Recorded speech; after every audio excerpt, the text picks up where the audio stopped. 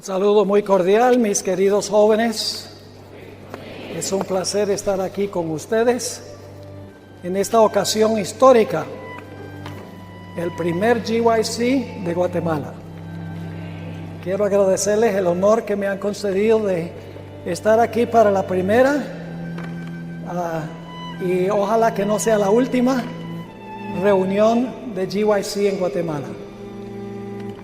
Un poco más adelante, este año que viene, en la primavera, voy a tener el privilegio de predicar en la primera sesión de GYC en Costa Rica.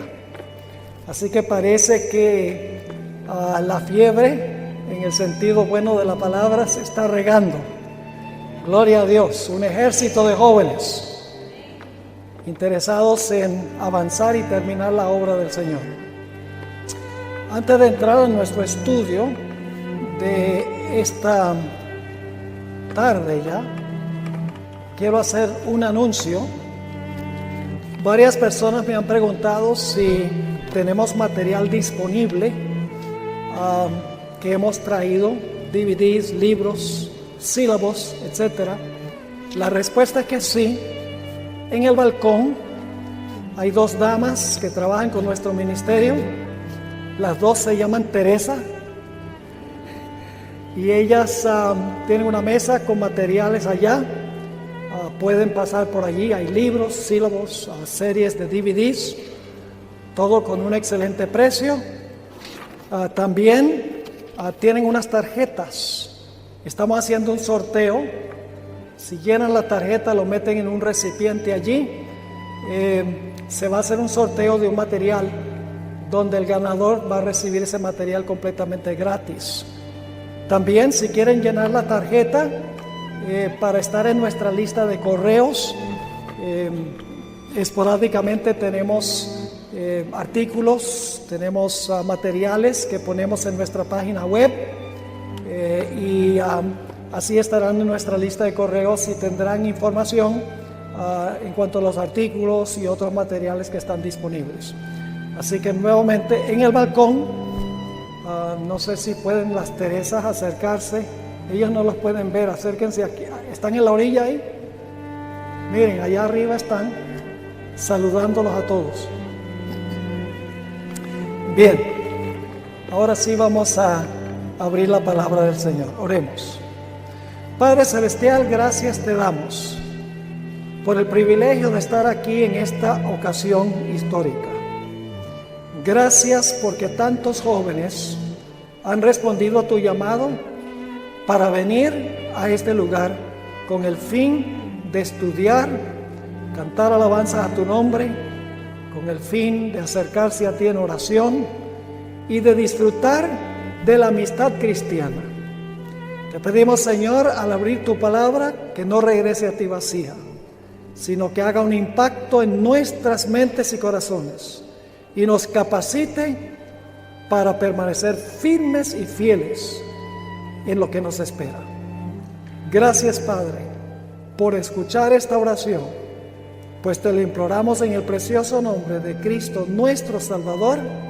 Amén. El tema que voy a presentar en esta tarde va a tener muy pocos comentarios personales. Solamente les voy a describir el marco histórico de cada pasaje que vamos a analizar. El tema que vamos a trazar se trata de Miguel. El nombre de Miguel se menciona tan solo 5 veces en las Sagradas Escrituras. Hay 3 referencias en el Antiguo Testamento en el libro de Daniel. Y hay 2 referencias en el Nuevo Testamento. Una de ellas está en el libro de Judas, el versículo 9. Y la otra referencia está en Apocalipsis, el capítulo 12 y el versículo 7. Ahora, aunque el nombre Miguel solo aparece 5 veces, Miguel aparece en otros textos a donde no se menciona específicamente el nombre. Y vamos a tomar en cuenta esos pasajes también. Lo primero que quiero hacer es compartir con ustedes la etimología del nombre Miguel. El nombre Miguel se compone de 3 palabras hebreas. Mijael. Básicamente el nombre significa ¿quién como Dios? El nombre es un desafío. Podríamos agregarle el verbo ¿quién es como Dios? Y yo añadiría algo al nombre que no es técnicamente parte del nombre. Yo diría ¿quién es como Dios y quién puede lidiar con Él? Ahora, en todos los pasajes que vamos a mirar, nos vamos a dar cuenta que hay ciertos comunes denominadores. En primer lugar, en todos los pasajes, Miguel está en lucha contra Satanás. En segundo lugar, en la lucha o la batalla, Miguel siempre gana. Y en último lugar, no solo gana Miguel, sino también gana con Miguel los que se alían con él. Nuevamente, los 3 comunes denominadores que veremos en todos estos pasajes es, número 1, Miguel siempre aparece en una escena de conflicto con Satanás. En segundo lugar, en ese conflicto, Miguel siempre gana. Y en tercer lugar, los que se alían con Miguel siempre ganan con él. Vamos a nuestro primer ejemplo de la Biblia, que se encuentra en Daniel, el capítulo 10 y el versículo 13. Daniel 10 y el versículo 13. Le voy a dar un poquito de marco histórico para que podamos entender este versículo. Resulta que el pueblo de Israel fue llevado cautivo a Babilonia. Duró 70 años en cautiverio. Pero Dios había prometido que al final de este periodo los reyes de Persia iban a dar ciertos decretos autorizándole al pueblo de Dios a regresar otra vez a su tierra para reconstruir el templo, la ciudad y los muros. Satanás sabía muy bien, por las profecías que Dios había dado a través de Jeremías, que después de los 70 años se iban a dar estos decretos de parte de reyes persas para que el pueblo de Dios regresara otra vez a su tierra para restablecer su nación y su religión. Y por esa razón nos dice la Biblia que Satanás hizo todo lo posible por impedir que los reyes de Persia dieran esos decretos. Y aquí es que llegamos a Daniel 10 y el versículo 13. Aquí está hablando Gabriel, porque Gabriel es el primero que está luchando con los reyes de Persia. Dice Gabriel: mas el príncipe del reino de Persia, que los eruditos entienden ser Satanás, se me opuso durante 21 días. Es decir, Satanás se opuso al esfuerzo de Gabriel por convencer a los reyes de Persia. Y luego dice: pero he aquí Miguel, uno de los principales príncipes, vino para ayudarme y quedé allí con los reyes de Persia. Es decir, Gabriel no pudo solo con el príncipe de Persia, con Satanás. Cuando vino Miguel tuvo éxito en lograr que los reyes de Persia dieran los decretos para librar al pueblo de Dios. Y así fue. En el año 536, Ciro dio su decreto, otro decreto en el año 520, y todos conocemos el decreto del rey Artajerjes en el año 457 a.C. Miguel, junto con Gabriel, prevalecieron sobre Satanás. Allí mismo, en Daniel el capítulo 10 Y el versículo 21 encontramos la segunda referencia de la Biblia sobre Miguel. Es el mismo contexto. La lucha no había terminado solamente con convencer a Ciro que diera su decreto.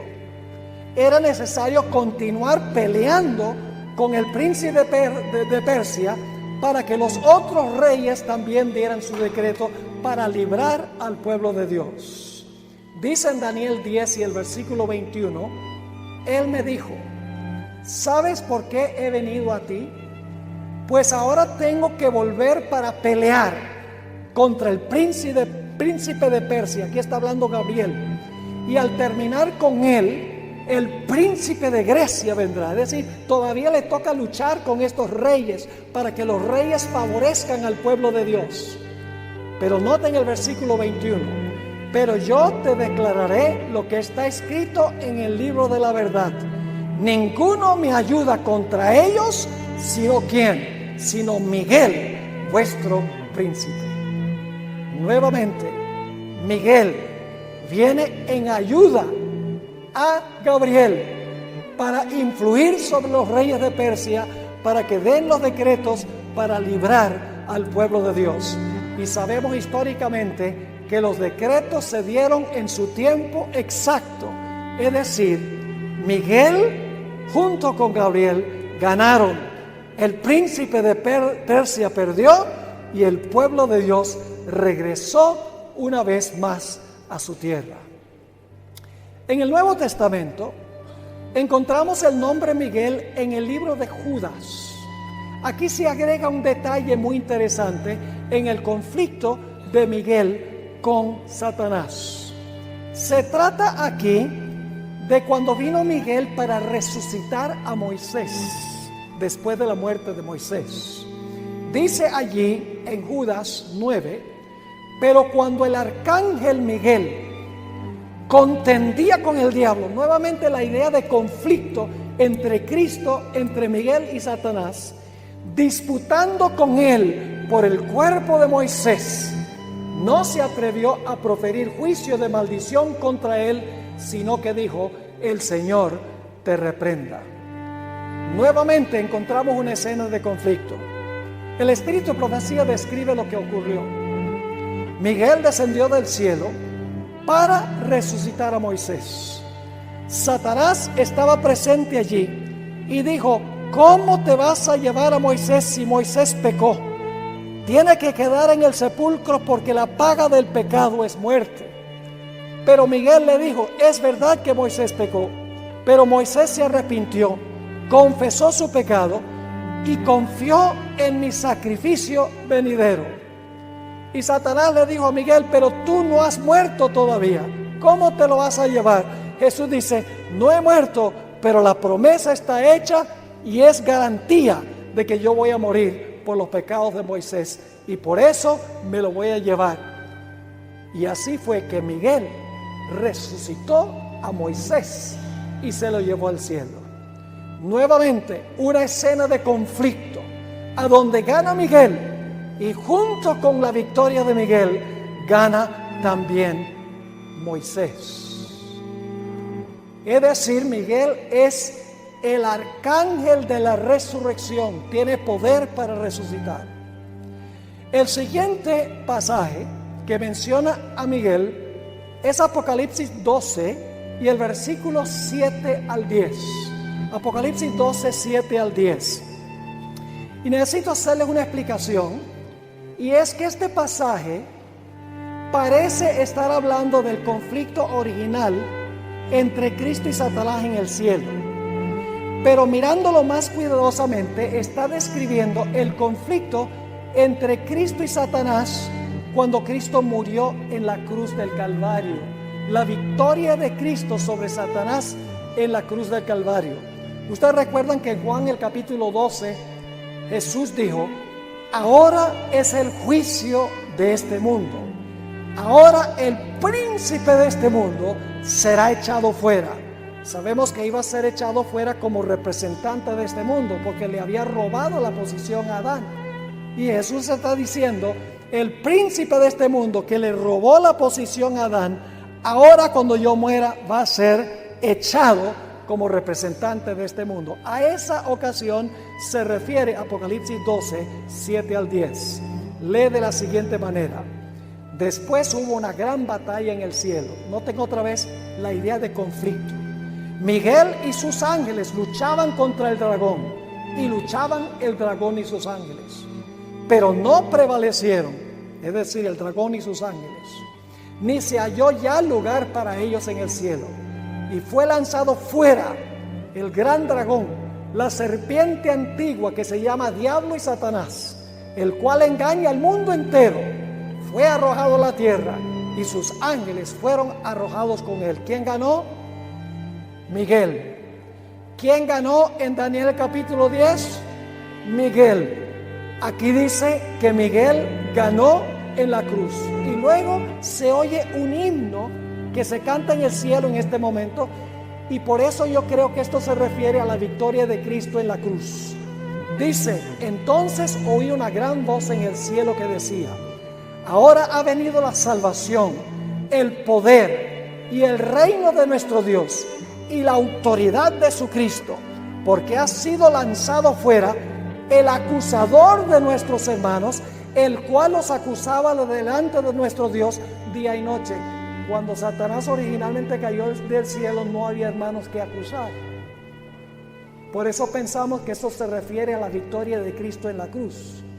Luego dice en el versículo 11: y ellos, es decir, los hermanos, le han vencido. Fíjense que también el pueblo vence. Ellos le han vencido por medio de la sangre del Cordero. Ahí está la referencia al sacrificio de Cristo y de la palabra del testimonio de ellos, y menospreciaron sus vidas hasta la muerte. Nuevamente los comunes denominadores: un ambiente de batalla, de lucha y de pelea entre Satanás y Miguel. Miguel gana en el conflicto, y junto con Miguel ganan los que son fieles a él. La siguiente referencia no menciona el nombre específico de Miguel. He guardado Daniel 12:1 para el mero final de nuestro estudio por una razón muy especial.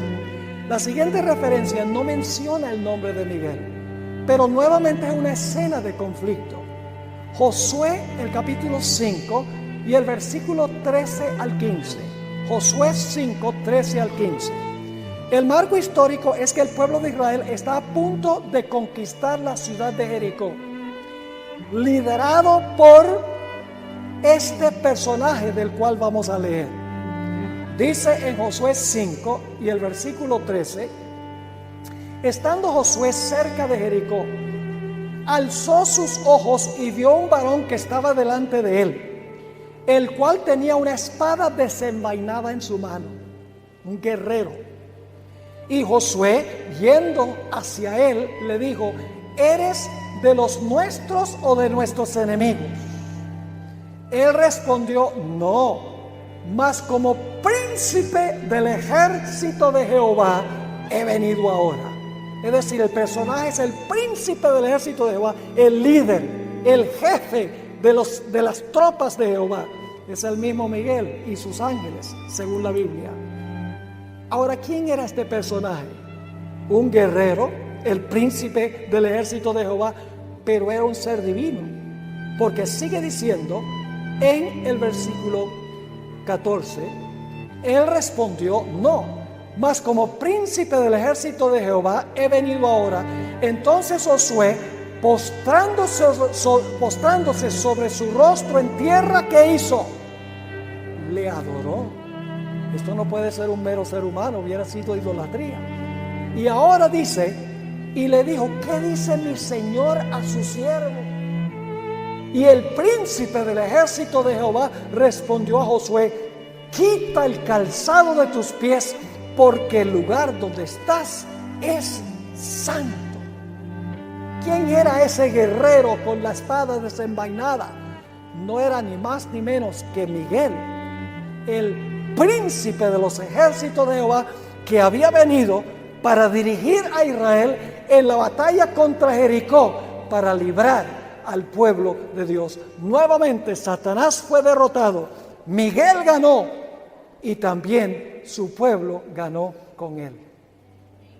El siguiente pasaje que tenemos se encuentra en Daniel 8. No se menciona el nombre nuevamente de Miguel aquí, pero sí se menciona un nombre específico. El príncipe del ejército de Jehová se menciona en Daniel 8. Solo se menciona este nombre 2 veces en la Biblia. En Josué 5, donde leímos, y en Daniel 8, a donde vamos a leer ahora. Daniel 8, versículo 10, está hablando aquí del cuerno pequeño, que representa el papado, que ataca al pueblo de Dios y persigue al pueblo de Dios. Dice, y se engrandeció hasta el ejército del cielo, y parte del ejército y de las estrellas echó por tierra y las pisoteó. Aún se engrandeció contra el príncipe de los ejércitos. Fíjense, el cuerno pequeño se levanta aún contra el príncipe de los ejércitos, que es el mismo personaje que Josué encontró en las afueras de Jericó. Y dice, y por él, es decir, por el cuerno, fue quitado el continuo. La palabra sacrificio no debe estar allí. Está hablando de la ministración continua de Cristo en el lugar santo. Dice, y el lugar de su santuario fue echado por tierra. Y luego el versículo 25 dice, ¿quién gana en este conflicto? Entre el príncipe de los ejércitos de Jehová y el cuerno pequeño. Dice en el versículo 25, hablando del cuerno, con su sagacidad hará prosperar el engaño en su mano, y en su corazón se engrandecerá, y sin aviso destruirá a muchos, y se levantará contra el príncipe de los príncipes, pero será quebrantado, aunque no por mano humana. ¿Quién iba a ganar? El príncipe de los ejércitos de Jehová gana. El cuerno pequeño, emisario de Satanás, pierde. El siguiente pasaje que quiero que notemos se encuentra en Éxodo, el capítulo 3 y el versículo 2 al 6. El marco histórico es que Dios va a librar a su pueblo de servidumbre en Egipto. Y Moisés está en el desierto, llega a donde hay una zarza ardiente que no se consume, y quiero que noten el tópico de conversación empezando en Éxodo 3 y el versículo 2. Y se le apareció el ángel de Jehová, otro nombre para Miguel, para el príncipe de los ejércitos. Todos estos nombres se aplican al mismo personaje. Dice, se le apareció el ángel de Jehová en una llama de fuego en medio de una zarza. Fíjense, el que está en medio de una zarza, manifestado en el fuego, es el ángel de Jehová. Es importante recordar eso. Y luego dice, y él miró y vio que la zarza ardía en fuego y la zarza no se consumía. Entonces Moisés dijo, iré yo ahora y veré esta grande visión.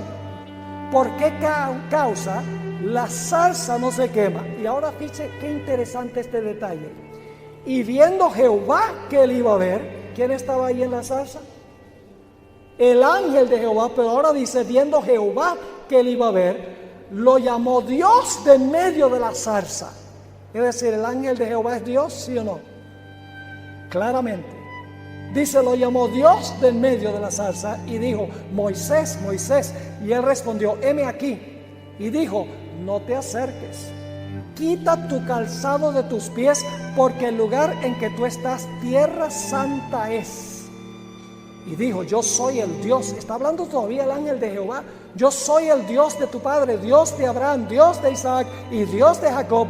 Entonces Moisés cubrió su rostro porque tuvo miedo de mirar a quién, de mirar a Dios.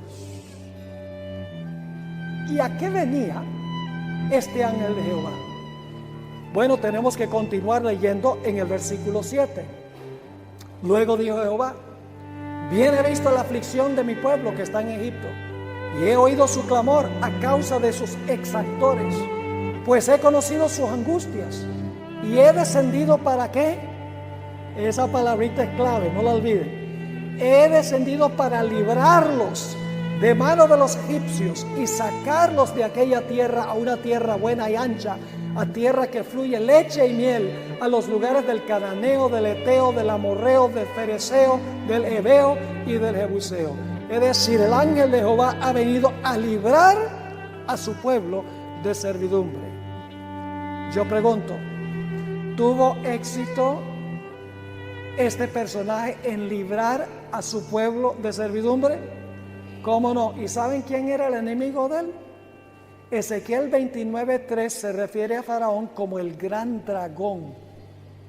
Es decir, el conflicto aquí era entre el ángel de Jehová y el gran dragón. Y Apocalipsis identifica al gran dragón como ¿quién? Como Satanás.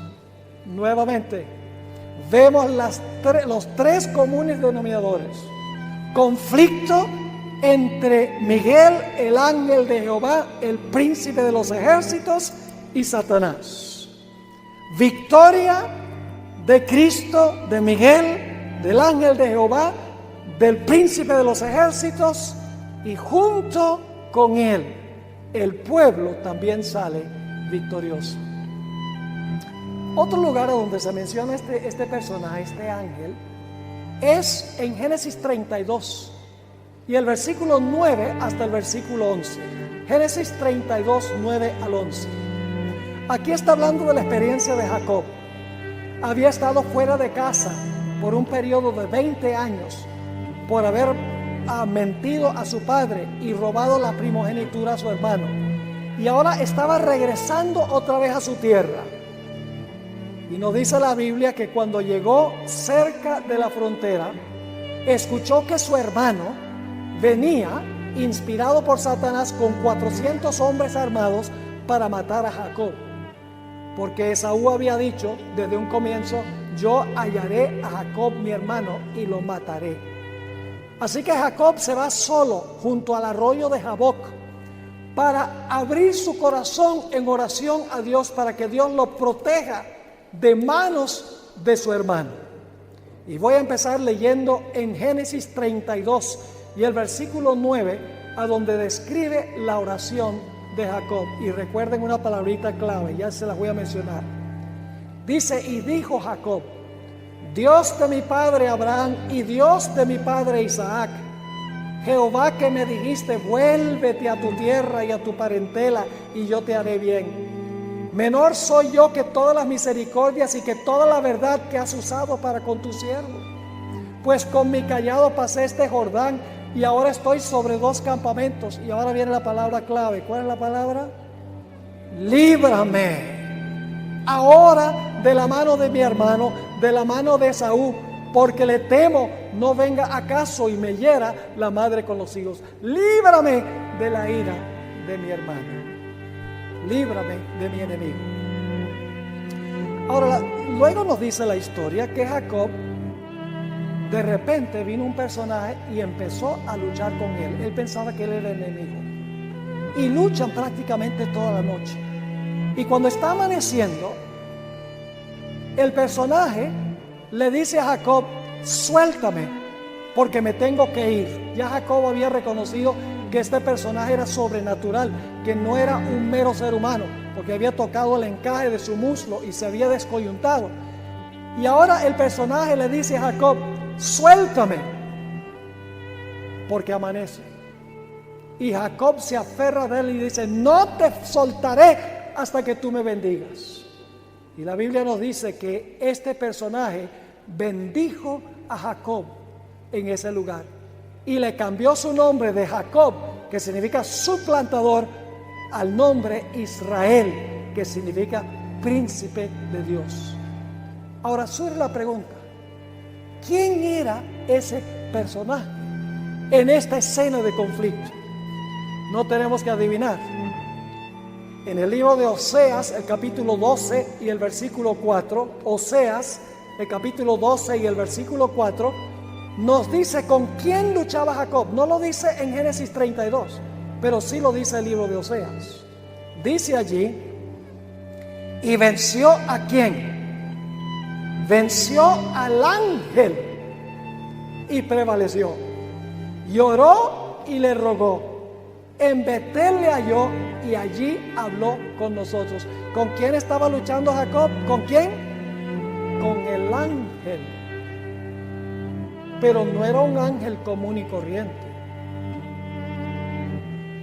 El ángel era Miguel, porque el ángel era Dios. Y usted dice, ¿cómo sabemos que este ángel era Dios? Por el nombre que le puso Jacob a ese lugar. ¿Recuerdan qué nombre le puso Jacob a ese lugar? Lo dice en Génesis 32 y el versículo 30 dice, y llamó el nombre de aquel lugar Peniel. Dos palabras hebreas, Pen, rostro, y El, Dios. Significa rostro de Dios. ¿Qué nombre raro para ponerle ahí a eso? Rostro de Dios. ¿Por qué le puso ese nombre? Explica, porque dijo, vi a Dios cara a cara y fue ¿qué? Librada mi alma. ¿Quién era este ángel? El mismo Miguel, el príncipe de los ejércitos de Jehová, el ángel de Jehová. Lleva diferentes nombres en el Antiguo Testamento. Siempre está en una escena de conflicto, siempre gana y prevalece, y los que están con él ganan la victoria también. El siguiente ejemplo que quiero dar se encuentra en Daniel 3. Es muy interesante esta historia. ¿Ustedes la conocen? El rey Nabucodonosor levanta una gigantesca imagen, manda a todos a adorar la imagen, y hay 3 jóvenes que dicen, nosotros no vamos a adorar esta imagen que levantó el rey Nabucodonosor. Como resultado, los 3 jóvenes son traídos a donde está el rey, y en el versículo 15 de Daniel 3 encontramos lo que dice el rey a los 3 jóvenes rebeldes. Ahora pues, ¿estáis dispuestos para que al oír el son de la bocina, de la flauta, del tamboril, del arpa, del salterio, de la zampoña y de todo instrumento de música, os postréis y adoréis la estatua que he hecho? Porque si no la adoraréis, en la misma hora seréis echados en medio de un horno de fuego ardiendo. ¿Y qué Dios será aquel que os, ¿cuál es la palabra clave? Libre de mis manos. ¿Saben? Es interesante esa palabra librar. Se usa solo en 3 capítulos de Daniel. Daniel 3, Daniel 6 y Daniel 12:1. En ninguna otra parte de Daniel aparece ese nombre, esa palabra. Ahora, ¿qué dicen los jóvenes en respuesta? Versículo 16. Sadrach, Mesach y Abednego respondieron al rey Nabucodonosor diciendo, no es necesario que te respondamos sobre este asunto.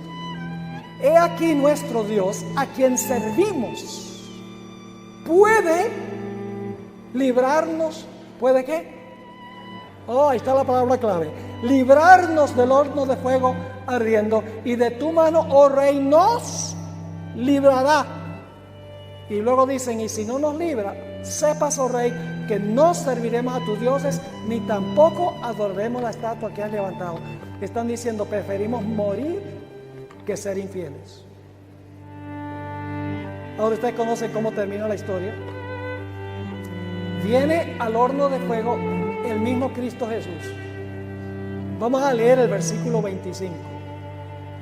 Nabucodonosor mira dentro del horno y dice, él me dijo, he aquí yo veo 4 varones sueltos que se pasean en medio del fuego sin sufrir ningún daño, y el aspecto del cuarto es semejante a ¿quién? Muchas versiones dicen al hijo de los dioses, pero en realidad Nabucodonosor estaba diciendo que el cuarto se parecía al hijo de Dios. Y algunos dicen, bueno, ¿y cómo sabía Nabucodonosor la apariencia del hijo de Dios? La hermana White dice que fue porque los jóvenes le habían explicado al rey la apariencia de Miguel, del arcángel Miguel o del ángel de Jehová. Él sabía que estaba viendo al hijo de Dios. Y ahora escuchen, hay un detalle muy interesante. En el versículo 25 dice que el que estaba en el horno, que libró a los jóvenes, era el hijo de Dios. Pero vamos a leer el versículo 28. Dice en el versículo 28, entonces Nabucodonosor dijo, bendito sea el Dios de ellos, de Sadrach, Mesach y Abednego, que envió su ángel. ¿Quién era el hijo de Dios? el ángel de Jehová. Miguel, el mismo del capítulo 12, dice, envió su ángel, ¿y cuál es la palabra? ¿Y qué? Ahí está la palabra clave, libró a sus siervos que confiaron en él y que no cumplieron el edicto del rey y entregaron sus cuerpos antes que servir y adorar a otro Dios que su Dios. Nuevamente una escena de conflicto. Miguel tiene que luchar por su pueblo y prevalece, y los que se aliaron con él prevalecen juntamente con él. Ahora quiero que vayamos a nuestro siguiente ejemplo, Daniel 6. Una historia parecida. Tiene que ver con adoración. El rey da un decreto de que nadie puede hacer una petición a Dios o a hombre por un periodo de 30 días. Ahora, estos personajes, los líderes políticos, no pasaban a Daniel y a sus amigos, no lo querían para nada. Y quiero que noten que el punto de conflicto es la ley del Dios de Daniel. Dice en Daniel 6:5, entonces dijeron aquellos hombres, no hallaremos contra este Daniel ocasión alguna para acusarle si no la hallamos contra él en relación con la ley de su Dios. Fíjense, en Daniel 3 el punto de contención es la adoración. Dijeron, no vamos a practicar falsa adoración a la imagen que levantó Nabucodonosor. Aquí el punto de contención es la ley de Dios. Entonces los enemigos de Daniel dicen, no podemos hacer nada con él sino con respecto a su religión. Versículo 6. Entonces estos gobernadores y sátrapas se juntaron delante del rey y le dijeron así, rey Darío para siempre vive, todos los gobernadores del reino, magistrados, sátrapas, príncipes y capitanes han acordado por consejo que promulgues un edicto real y lo confirmes, que cualquiera que en el espacio de 30 días demande petición de cualquier dios u hombre fuera de ti, oh rey, sea echado en el foso de los leones. Ahora, oh rey, confirma el decreto y fírmalo para que no pueda ser revocado conforme a la ley de Media y de Persia, la cual no puede ser abrogada. Firmó pues el rey Darío el edicto y la prohibición. Y hubiera sido muy fácil para Daniel decir, bueno, no le probemos la paciencia a esto, vamos a cerrar las ventanas. Pero no lo hizo así. El versículo 10 dice, cuando Daniel supo que el edicto había sido firmado, entró en su casa y abiertas las ventanas de su cámara que daban hacia Jerusalén, se arrodillaba 3 veces al día y oraba y daba gracias delante de su Dios como lo solía hacer antes. Era un siervo de Dios, aún a riesgo de ser echado a un foso de los leones. Bueno, el rey se dio cuenta que sus asesores políticos lo habían engañado y quería hacer todo lo posible por librar a Daniel. Fíjense otra vez cómo aparece la palabra librar en este capítulo. Vamos a empezar en el versículo 14. Cuando el rey oyó el asunto, le pesó en gran manera y resolvió, ¿cuál es la siguiente palabra? Librar, los que tienen sus Biblias, a Daniel. Y hasta la puesta del sol trabajó para librarle. Pero aquellos hombres rodearon al rey y le dijeron, sepa, oh rey, que es ley de Media y de Persia, que ningún edicto u ordenanza que el rey confirme puede ser abrogado. Entonces el rey mandó y trajeron a Daniel y le echaron en el foso de los leones. Y el rey dijo a Daniel, el Dios tuyo, a quien tú continuamente sirves, Él te libre, porque yo no puedo. Es lo que está diciendo el rey. Y fue traída una piedra y puesta sobre la puerta del foso, la cual selló el rey con su anillo y con el anillo de sus príncipes, para que el acuerdo acerca de Daniel no se alterase. Luego el rey se fue a su palacio, se acostó ayuno, ni instrumentos de música fueron traídos delante de él, y se le fue el sueño. El rey pues se levantó muy de mañana y fue apresuradamente al foso de los leones. Y acercándose al foso llamó a voces a Daniel con voz triste y le dijo, Daniel, siervo del Dios viviente, el Dios tuyo, a quien tú continuamente sirves, ¿te ha podido librar de los leones? Entonces Daniel respondió al rey, oh rey, vive para siempre, mi Dios envió su... ¿Cuál ángel? El mismo ángel.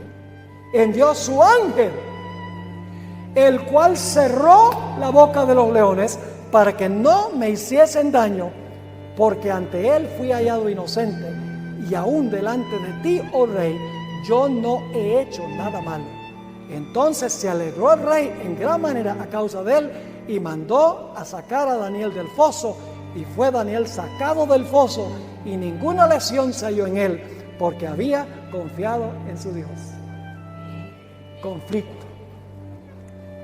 Vence el ángel, y junto con el ángel vencen los fieles de Dios. Ahora necesitamos trasladarnos al tiempo del fin.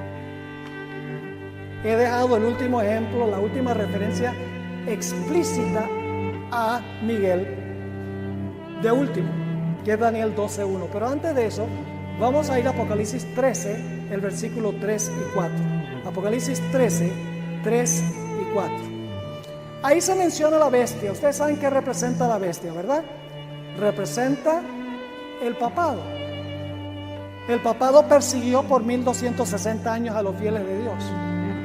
Pero aquí vamos a encontrar que su herida mortal va a ser ¿qué?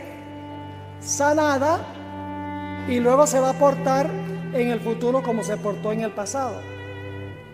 ¿Recuerda lo que significa el nombre Miguel? Significa ¿quién qué? ¿Quién es como Dios? Y yo le añadí ¿quién puede lidiar con él? Ahora fíjese lo que dice el usurpador. Apocalipsis 13, 3 y 4. Y vi una de sus cabezas como herida de muerte, pero su herida mortal fue sanada, y se maravilló toda la tierra en pos de la bestia. Es decir, casi todo el mundo va a seguir en pos de este sistema. Y ahora escuchen. Y adoraron al dragón que había dado autoridad a la bestia, y adoraron a la bestia diciendo, ahora fíjense la pregunta, ¿quién es como la bestia? ¿Ven el contraste? El nombre Miguel significa ¿quién es como quién? Como Dios. ¿Quién es como la bestia? ¿Y quién podrá qué? Luchar contra ella. Y claro, la pregunta surge, ¿quién va a poder luchar contra la bestia y ganarle a la bestia? Y la respuesta se encuentra en Daniel 12 y el versículo 1. En el contexto anterior, Daniel 11:44 dice que el rey del norte, que es lo mismo que la bestia, el cuerno pequeño, el hombre de pecado, el anticristo, es decir, todos estos nombres se aplican al mismo sistema, al sistema papal. Dice en Daniel 11:44 que sale el rey del norte con el fin de aniquilar y exterminar al pueblo de Dios. Y cuando está a punto de hacerlo, dice en Daniel 12:1, en aquel tiempo se levantará ¿quién? Se levantará Miguel. ¿Para qué se va a levantar? Va a luchar contra el rey del norte. El gran príncipe que está de parte de los hijos de tu pueblo, es decir, el que está a favor del pueblo de Dios. Y será tiempo de angustia, cual nunca fue desde que hubo gente hasta entonces. Pero en aquel tiempo será libertado tu pueblo, todos los que se hallan escritos en el libro. ¿Quién va a ganar cuando el rey del norte, este poder final, lidie contra el pueblo de Dios? Dice la Biblia nuevamente que va a ganar Miguel. ¿Y quiénes van a ganar con Miguel? El pueblo de Miguel va a ganar con él. Pero hay un detalle más. Ustedes recuerdan que en Judas 9, Miguel es el ángel de la resurrección. Ahora fíjense lo que va a pasar al final del tiempo de angustia. Ya leímos que Miguel se va a levantar para proteger a su pueblo que está vivo en el tiempo de angustia, que está siendo perseguido por este sistema. Pero ahora, al libertar a los que están vivos, que son perseguidos por este sistema, se dice otra cosa. En el versículo 2, el siguiente versículo dice, y muchos de los que ¿qué? De los que duermen en el polvo de la tierra serán despertados. ¿Quién los va a despertar? Miguel, según el versículo 1. No solamente va a transformar a los vivos, sino que va a librar del sepulcro a quienes, a los que murieron. Serán despertados, unos para vida eterna y otros para vergüenza y confusión perpetua. Y luego habla de todo el pueblo de Dios en el reino eterno. Dice, los entendidos resplandecerán como el resplandor del firmamento, y los que enseñan la justicia a la multitud como estrellas a perpetua eternidad. Falta un texto por leer. Primera de Tesalonicenses 4, 15 al 17. Ahí se menciona a los vivos y se menciona también a los muertos en Cristo. Y quiero que noten la identidad del que va a resucitar a los muertos y transformar a los vivos. Ustedes conocen este pasaje, se lee casi en todo funeral adventista al cual yo he asistido. Es el pasaje más famoso que se lee en los funerales y con un motivo muy especial. Dice allí en el versículo 15: por lo cual os decimos esto en palabra del Señor, que nosotros que vivimos, que habremos quedado hasta la venida del Señor, es decir, los que van a estar vivos cuando Cristo venga. Hay un grupo que no va a morir, ni siquiera la muerte física. Nosotros que vivimos, que habremos quedado hasta la venida del Señor, no precederemos a los que durmieron. Es decir, los vivos no van a ir al cielo antes que los que murieron. Porque el Señor mismo, ¿quién es el Señor mismo? Jesús, muy bien. Porque el Señor mismo descenderá con voz de mando, con voz de... ¿Qué nombre llevaba el ángel de Judas 9? ¿El qué, Miguel? El arcángel Miguel. Así que dice aquí, porque el Señor mismo con voz de mando, con voz de arcángel y con trompeta de Dios descenderá del cielo. Y los muertos en Cristo resucitarán primero. Luego nosotros los que vivimos, los que hayamos quedado, seremos arrebatados juntamente con ellos en las nubes para recibir al Señor en el aire, y así estaremos siempre con el Señor. ¿Qué les parece? Yo pregunto, ¿con quién vale la pena aliarnos? ¿Cuántos de ustedes les gusta aliarse con un perdedor? Yo sé que Guatemala es un país, como todos los países latinos, que le gusta mucho el fútbol. ¿Cuántos les gusta ser hinchas de un equipo perdedor? A nadie. Todos nos gusta estar con el ganador, ¿sí o no? Sin embargo, la Biblia dice que la vasta mayoría de los seres humanos van a escoger estar con el perdedor,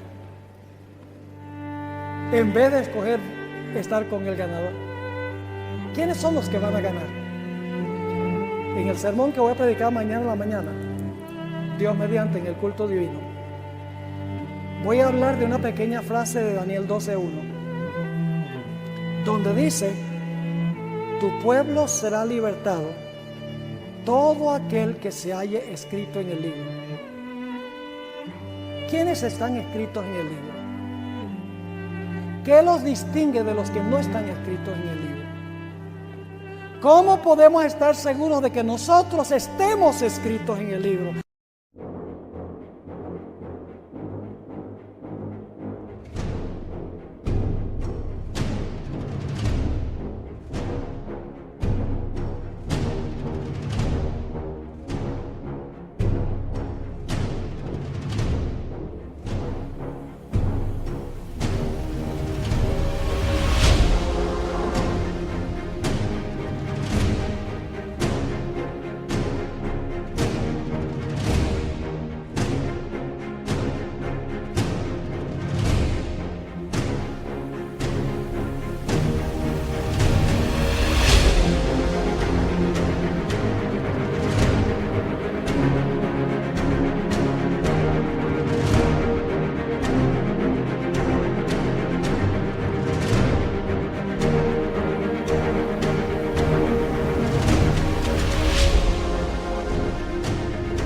Ya seamos que estemos muertos antes que Cristo venga o que estemos vivos. ¿Qué seguridad podemos tener de estar en el libro de aquellos que serán libertados? Los vivos libertados de la ira del rey del norte, y los muertos libertados de la esclavitud en el sepulcro. Yo quiero preguntar en esta mañana o en esta tarde, ¿cuántos de los jóvenes quieren decirle al Señor Jesús: Señor Jesús, yo escojo hoy estar con el ganador. Yo escojo estar con Miguel. Yo escojo estar con el príncipe de los ejércitos de Jehová. Escojo estar con el ángel de Jehová. Escojo estar con el ganador, porque cuando estoy con el ganador, yo gano también. Es el deseo de tu corazón. Si es, ponte de pie y dile eso en estos momentos al Señor Jesús. Yo voy a tener una oración para que el Señor bendiga esta decisión que has tomado.